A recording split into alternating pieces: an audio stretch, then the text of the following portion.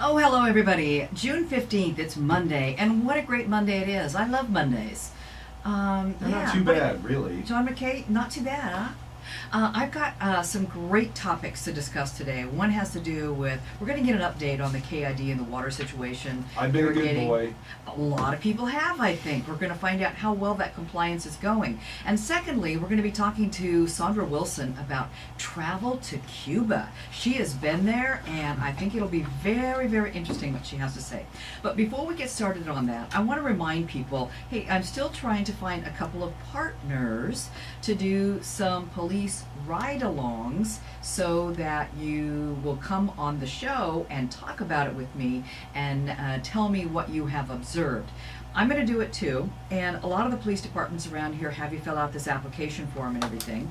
I'd be happy to talk with anybody out there who wants to do it. I'm looking for just, regular folk like you and me to do a ride-along with police. So contact me. Here's my email address at Town Square. It's christine.brown@townsquaremedia.com. My name is spelled with a CH, so it's christine.brown@townsquaremedia.com. And we can talk about doing the ride along and when we might schedule them and set it up on the show.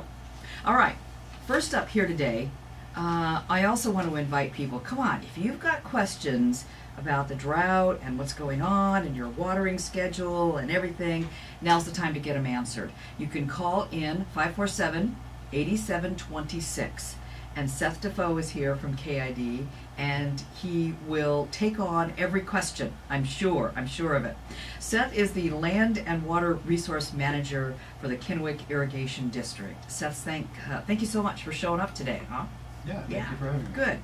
My number one question has to do with how well are people complying with the 2-day watering rule that went into effect, I believe it was May 31st, right? Mm-hmm. Yeah. Yeah, that's correct. We're entering the third week of our mandatory scheduling, and as you can see from a lot of the lawns in our service area that are kind of taking on a brown tinge, people are complying with the schedule. I don't see how that's happening though, because we're a 5, so we're Sunday, Thursday, and I make the most out of my window, and our lawn is fine. Your lawn is fine? Yeah. Of course, Wow. we throw in a Of course, little city water here and there. Oh, too. okay, a little. I've been doing a little bit of extra, off the hose as well. That you told us before that we could hook up to our system and just run a hose out in the yard. I would imagine a lot of people are doing that as well. It's a good supplement, and that hasn't strained the system, I take it. I know the schedule has worked out beautifully. We've been able to make our deliveries as the schedule dictates it will, and we haven't had any difficulties with it. It seems to be working really well. People are complying, and we're really happy with it so far. Oh, that's good. I'm glad to hear that. Have you gotten some, some calls from neighbors tattling on other people, or what's going on there? We have a Facebook page, and there's been a few people posting on there that their neighbor is outside of the schedule, and our response to that is encourage people to comply. As for enforcement, KID employee has to see the said violation to act on the enforcement, and at this point we've issued a couple of warnings, but I think people Okay. are listening for the most part. Yeah. Yeah. As far as the people tattling, Uh-huh. they should remember that, leaves can blow in a variety of ways in the fall, and gee, how did all of my leaves end up in your yard? Oh, wow. Oh, Okay. yeah. So we've Don't got even another go season. there with that. Whoa. You've got all kinds of things you could bring on. So what are the latest water projections? Because it was just late last week. I think it was Friday, wasn't it, that you got some new projections that weren't good. Yeah, as we've mentioned on previous visits to your show, that our water right is based upon return flows from other districts. The water that we get has already been diverted and used at least once, maybe twice, by some upstream users. So unlike some of those districts, we don't have a bucket of water up in the reservoirs that we can call upon like they can. So when we try to manage the water that we get, we have to kind of look upstream and see what's passing the control point dam up at Parker before it comes down to our dam at Prosser for diversion. So with the really hot weather, that put a big strain on the river. Flows dropped down to the federal target level at the dams, and therefore our supply diminished even further, where the Bureau called us and said, hey, we got to cut you guys like almost 40 CFS on Friday. And what that in effect did is it dipped us down to levels that in the 2005 drought we were seeing kind of at the end of July, and we were seeing that in early June, so that was unusual. But the good news is that because of the scheduling, we were able to meet demand off of that. Oh, okay, all right. So I'm going to assume that you have other plans in the works. It's like, when needed, we'll bring out this Plan B, and then later it's Plan C. So what is Plan D? What is next that people should be just at least aware of? Well, the good news is that because of the fluctuations in the river system, there has been some increased return flows coming off of those upstream farms, and we're actually able to increase our diversion a little bit, and the cooler weather helps with that. That'll just help, establish that the supply will be there for the customers on this schedule. So, because what we don't want it to do is continue to drop further. That will put a strain on everybody, and so. I think we mentioned last time, as part of our scheduling, that KID has developed a system of drought condition levels that range anywhere from mild, which there's no action needed, all the way through extreme, where we have water priorities implemented. That's a pretty bad situation. That's very low flows in the river, and we don't anticipate getting that far. But where we're at right now is level high, which is the third level from the bottom, and that's where the watering schedules are mandatorily enforced. As we get later into the summer and see lower flows, we could go up to the next level, which is severe, and what that would entail is using the hose and dragging it around your yard to get your water from that, like on a sprinkler.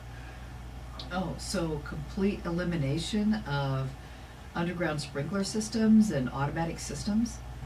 Yeah, that would be, Wow. that may be required if the Okay, flows drop low okay. enough, simply because you put much less demand on the system with a hose, and if the water's not there, that would be what's necessary. We're hoping that won't happen, but we're only in early June, and the snowpack's gone, so there's a likelihood that it could reach that next level later on. So that's giving people plenty of time to even, to be thinking about it and planning for it, because I'm sure that people are going to say right now, well, I don't even know how I'd hook a hose onto my irrigation system. So they've got time to think about that and plan for it. It's always a good option anyway, I think, to have that kind of opportunity. So maybe people will need to plan for that. All right. Hey, don't forget, here's our phone number. This is your chance. If you want a question answered by KID, here is the opportunity. And the number is 547-8726. And Seth is here and he'll answer those questions. So, so you don't have any feel right now. I mean, you guys are taking this thing basically, it's day by day, isn't it? Yeah, it is. I mean, it's we're constantly looking at the flows. There's a lot that goes into it. There's what the upstream irrigators are diverting. It's what they're releasing from those upper reservoirs up in the Cascades. We even look at some of the return flows coming directly in from some drains back to the Yakima River. And, Wow. And the hard thing is, looking at some of the stream gauges up above our diversion. During that hot spell we had last week, there was flows that were lower than has ever been recorded. I think the station had been recording river flows for 43 years, and for Oh that my. date, Oh. sometimes it was So like that 200, date. yeah, Yeah. 200 cubic feet per second lower than the previous low. So Hmm. we're talking some major low flows going on in the river. Low flows. All right, we've got a caller on the line. Okay. Yeah, I mean, obviously, if you're using city water, KID has no authority or desire to regulate that. Obviously, it may not be bad to call KID's customer service and have them flag your account that you're using city water. That way, if somebody does report it, you're not going to get hit for it.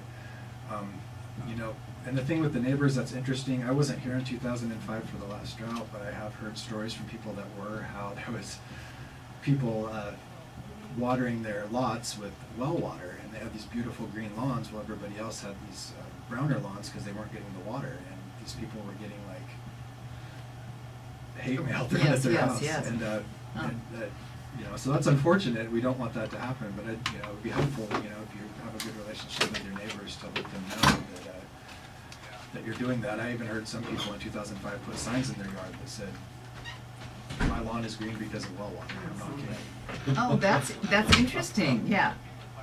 Wow.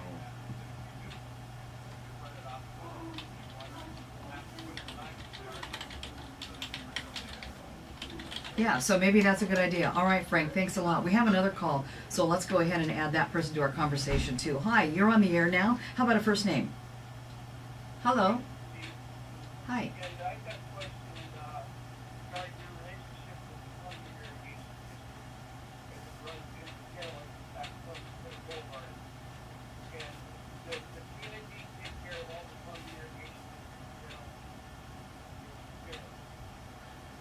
No, they are a separate irrigation district from us. They're run by a different board, different elected board, different management, completely separate, different water right, different system.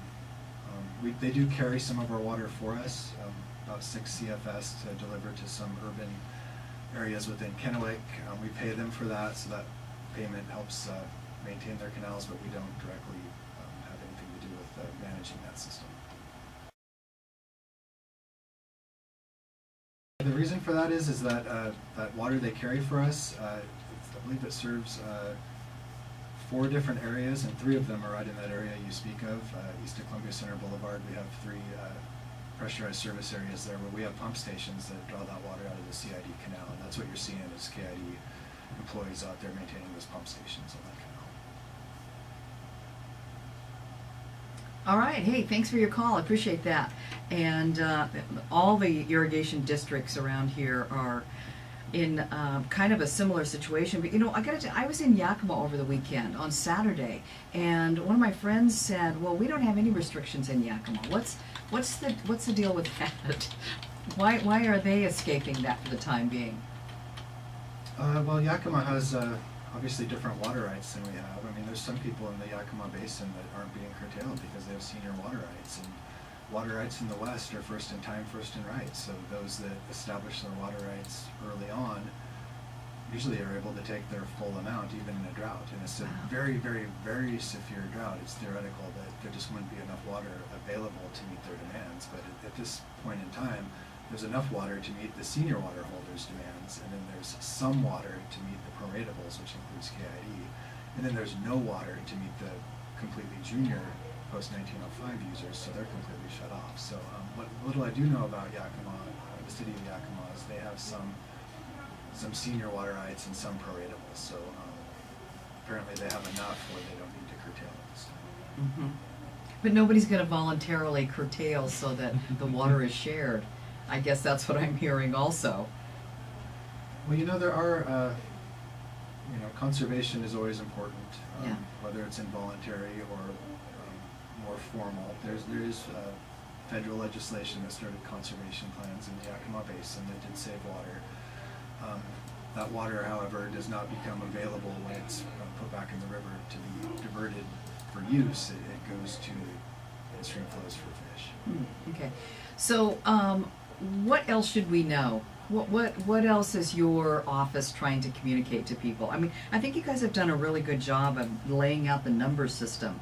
I mean, it's been in the paper, you talked a lot about it, I got a little thing in the mail. I mean, it's kind of like now, if you don't know about it, you live, under a rock. So, what other things should we know as citizens here?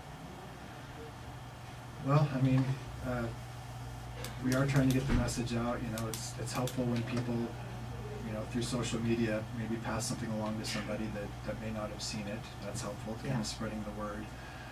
At this point, like I mentioned at the beginning, people seem to be complying with it and doing a good job, which is what we asked for. Even though it's a mandatory scheduling, we felt that it'd be better for everybody to, voluntarily understand that we're in a drought and this situation came up. It's a community thing. It's a Mother Nature thing. It's not a KID thing. It's a drought. So we need people's help to get through this together, and we think people have done a really good job with that.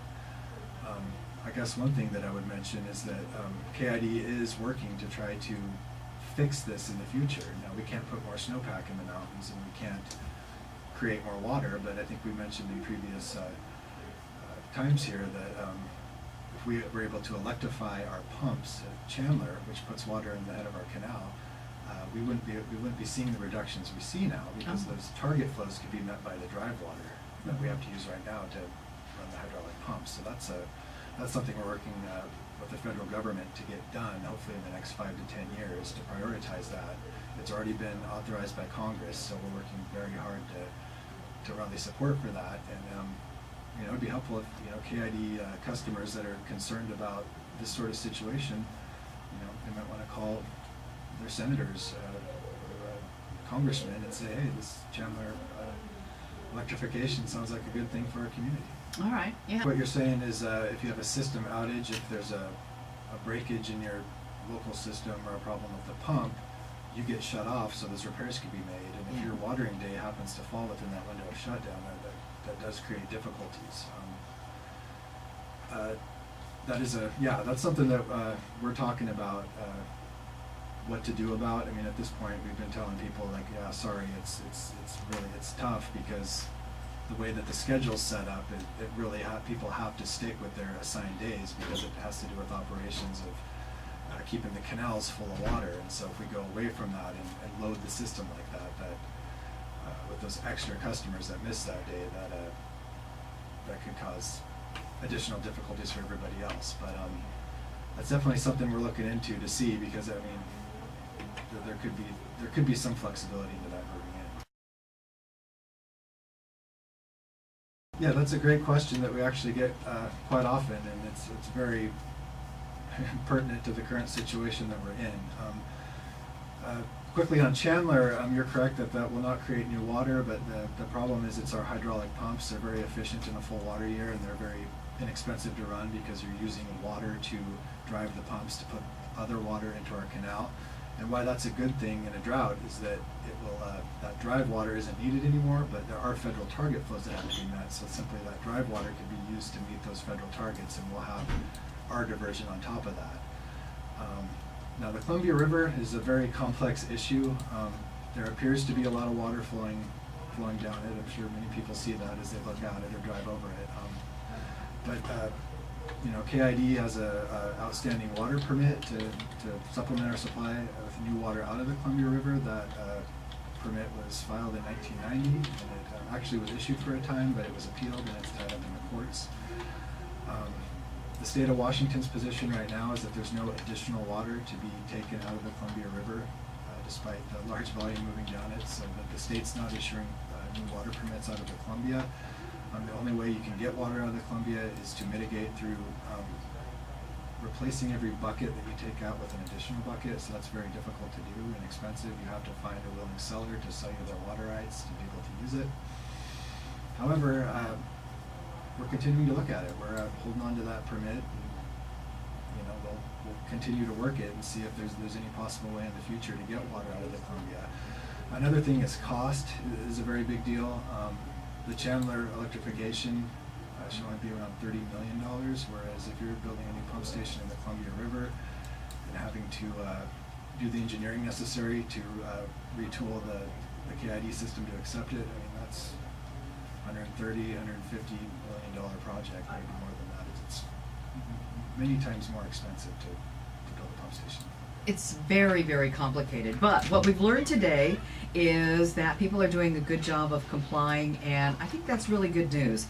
And what we can look forward to as a potential next step is that we'll just have to be running a hose and watering our entire lawn that way, but that hasn't happened yet. Seth DeFoe, thank you very much for coming and joining us today, and we look forward to having you again on the show and keeping us informed about what's going on with water here in our basin with our Drought 2015. Thank you very much. All right.